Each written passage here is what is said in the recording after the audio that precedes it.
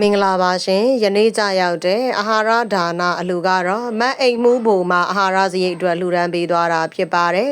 2သိန်းကျပ်ပါရှင်တာရုပါရှင်ယခုလိုမျိုးအပေကံဒုက္ခိတတရိษံလေးများအပေါ်မှာကြီးစွာသောစေတနာထားပြီးလှူဒန်းပေးတဲ့အတွက်စေတနာရှင်မတ်အိမ်မှုဘုံလည်းကိုယ်စိတ်နှပြချမ်းသာချမ်းသာကြပါစေရှင်အန္တရာယ်ကင်းဘေးရှင်ပါစေစီးပွားလာပါများလဲပွင့်လန်းဝေစားကြပါစေအလောက်ကင်ကြံစီများလဲအောင်မြင်ကြပါစေရှင်မရှိစကားမကြားရပါစေနဲ့အလှရေဆက်လက်နဲ့မကွာအမြဲမပြတ်လှူနိုင်တန်းနိုင်သောပုဂ္ဂိုလ်ထူးများလဲဖြစ်ကြပါစေရှင်ရရှိပြီးသောစီးစိမ်ရတနာဥစ္စာအပေါင်းတို့သည်လည်းတည်တံ့၍ပြန့်ပွားတိုးတက်ပါစေသူတော်ကောင်းများလည်းဆောင်ရှောက်ကြပါစေရှင်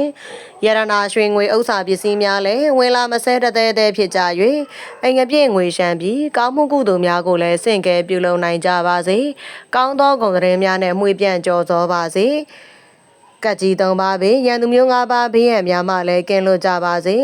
မကောင်းသောအတိုက်ခိုက်အနှောက်အယှက်ဘေးရန်အမျိုးမျိုးမှလည်းကင်းဝေးကြပါစေဆရာကောင်းသမားကောင်းသူတော်ကောင်းများမှလည်းချစ်ခင်ဆောင်ရှောက်ကြပါစေလို့ကျမတို့ရွှေရောင်နှလုံးသားမိသားစုမှဆုမွန်ကောင်းတောင်းပေးလိုက်ပါတယ်ရှင်အခုဆိုရင်တော့ channel ကဂီလာနာခွေကလေးများရဲ့ထမင်းစားချိန်ပဲဖြစ်ပါတယ်ရှင်လှူဒန်းမှုအတွက်ကျေးဇူးအထူးပင်တင်ရှိပါတယ်ရှင်